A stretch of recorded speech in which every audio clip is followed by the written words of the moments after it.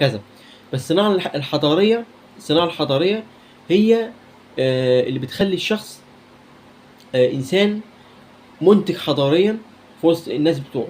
طب يعني إيه حضارة؟ برضه عايزين نسأل سؤال، يعني إيه حضارة؟ حضارة يعني تجمُّع من البشر اتجمّعوا مع بعض. ده تعريف أنا، تعريف محمد حسن شتاين للحضارة. تجمُّع من البشر في منطقة معيّنة، مكان، خلاص، وفي زمان معيّن، والحضارة دي ليها إنتاج حضاري، اللي أنا حكيته لك من شوية، اللي هو إيه؟ مقطوعة موسيقية، أو عمران، أو مباني، أو جماليات، أو تمثيل، أو موسيقى، أو غنى، وهكذا. دي اسمها حضارة. والحضارة دي قائمة أساسًا على حاجتين. دي وجهة نظري يعني تعريفي، قائمة على حاجتين. إيه الحاجتين دول؟ جناحين الحضارة: العلم والفن. العلم والفن.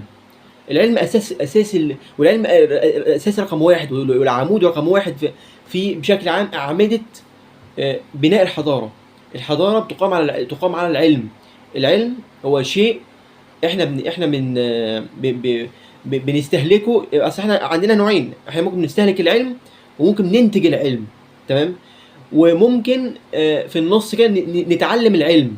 يعني هو تلات مراحل. العلم ده 3 مراحل: استهلاك العلم، ان انا بستهلك العلم. يعني ايه بستهلك العلم؟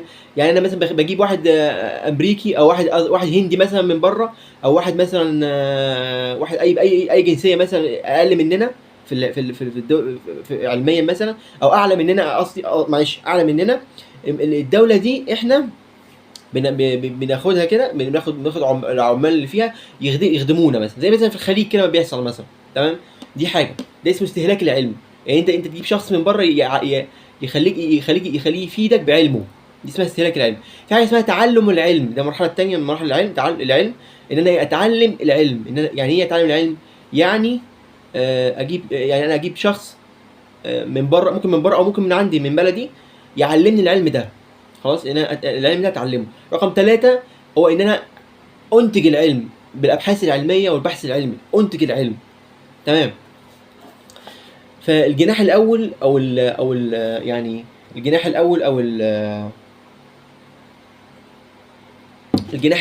ال العمود الاول من اعمده بناء الحضاره هو العلم.